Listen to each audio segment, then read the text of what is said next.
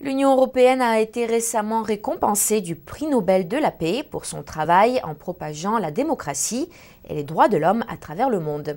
Jeudi dernier, elle a finalisé son rapport des droits de l'homme 2011 qui met en évidence des zones de progrès et de développement en matière des droits de l'homme. Le nom de la Chine y apparaît plus souvent que celui de n'importe quel autre pays, ceci sous 3 critères de préoccupation. Le 13 décembre, l'Union européenne a voté une résolution adoptant son rapport 2011 sur les droits de l'homme et la démocratie dans le monde. Dans ce rapport, la Chine est mentionnée sous 3 critères de préoccupation, dont la liberté de pensée, de conscience et de religion ou de croyance. Le rapport exprime des inquiétudes au sujet d'autres groupes comme les musulmans, les bouddhistes et les chrétiens. La répression des Tibétains et les allégations selon lesquelles le régime chinois est impliqué dans les prélèvements forcés d'organes sur les pratiquants de Falun Gong sont spécialement mentionnés.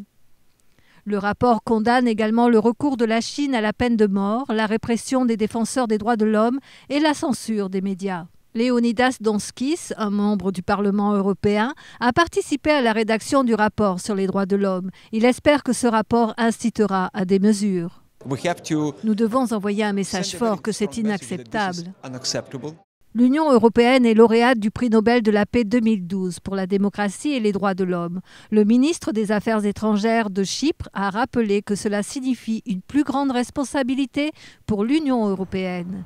Le prix Nobel de la paix est une formidable reconnaissance de nos accomplissements passés, mais il met aussi en lumière le fait que nous devons tous travailler ensemble et redoubler d'efforts pour promouvoir et protéger les droits de l'homme, à la fois au sein de nos frontières et dans le monde entier. Le rapport annuel 2011 de l'Union européenne doit montrer les progrès effectués toute cette année passée, mais aussi identifier les domaines de préoccupation nécessitant davantage d'attention.